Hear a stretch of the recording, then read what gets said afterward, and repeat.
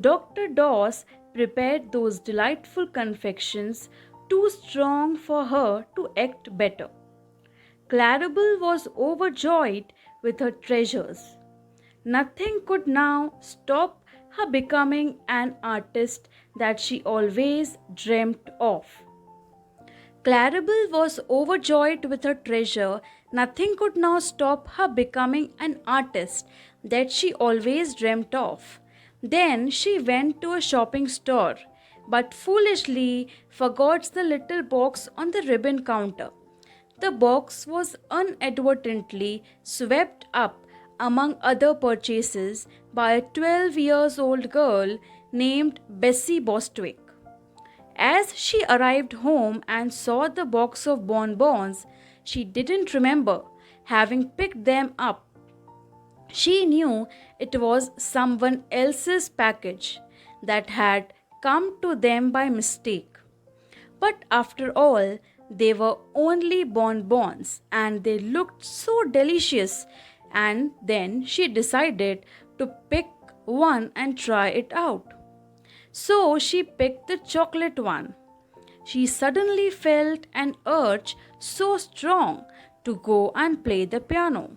Bessie knew only two pieces at the keyboard, though she suddenly launches into a superb performance of Beethoven's Seventh Piano Sonata. She played on and on in a rapture. Her mother hears the music and nearly faints when she realizes that Bessie is the player. So Mrs. Bostwick sat down on sofa and listened the melodious music. Mr. John Bostwick, father of Bessie, arrived home in the evening. He was surprised to hear such a superb music played by his daughter, who was an infant prodigy. A little later, the bell rang, and the important guests, the senator and Yale professor, arrived. They all heard Bessie play, and a colorful bonbon dish seems so desirable when one is hungry. So, hungry Mr. Bostwick ate Pink Bonbon, the one with the power of singing. Even the dinner guests liked their sweets. They eyed the box of bonbons longingly. The father quickly offered them the bonbons, while the professor was quick to gobble the yellow one, and senator quite dignifiedly put the lavender bonbon in his pocket, saving it for later. Mrs. Bostwick, who was curiously listening to the piano, took the last white bonbon, that is the remaining one in the dish, the one with the oratory skills. Now Claribel Sudds' precious bonbons are finished forever. Suddenly, Mr. Bostwick started singing in high pitch, which was not matching with what Bessie was playing on piano. On the other hand, Mrs. Bostwick started showcasing her oratory skills and cried in horrified voice, "William!" Later on, dinner gongs sounded and Mrs. Bostwick guided a guest into the dining room. The dinner followed an exercise in chaos. Yale professor started kicking his soup dish to the ceiling that the maid served them before the dinner. Mrs. Bostwick switched her poetry from the charge of the light brigade to the boy stood on the burning deck. Bessie plays the overtune to the Flying Dutchman.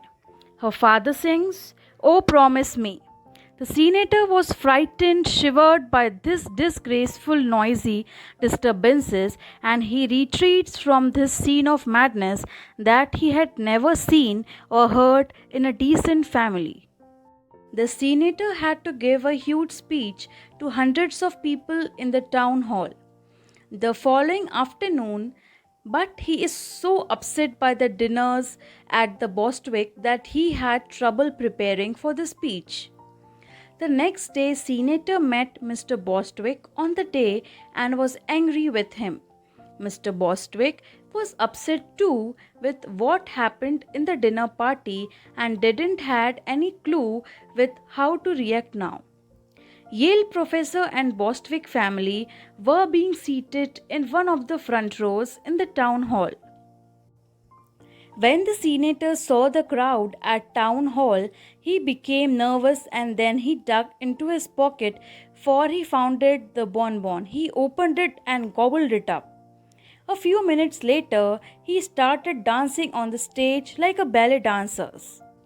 Claribel Sutts is in the audience and leaps up to accuse the senator of stealing his bonbons. She is rushed out by the ushers. The senator's friend similarly escort him into seclusion through he dances all the way.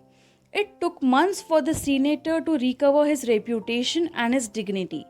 The Bostwick family and professor returned the normality more quickly. Meanwhile, Claribel acquired a new box of magic bonbon from Dr. Doss and launches a successful stage career. Claribel had finally achieved her lifelong dream of being on stage. But she was not prepared for how fame would affect her life. News of her talent quickly spread throughout Boston, and people would often come up to her to ask to perform in theatre. Claribel ate bonbons around the clock in order to stay talented at all times. Meet you the next theme week of the chapter second part of video. When we rely on others' talents to fulfill our dreams, it never works out. Instead, we should put in hard work to fulfill our dream. A dream does not become reality through magic. It takes sweat, determination, and hard work. With hard work, one can achieve anything. Hard work is the magical key to success. And we should never pick the package that's not ours, is the great learning of today. So, students, I hope you understood this chapter nicely. Now, please read the chapter thoroughly for deeper understanding. Thank you.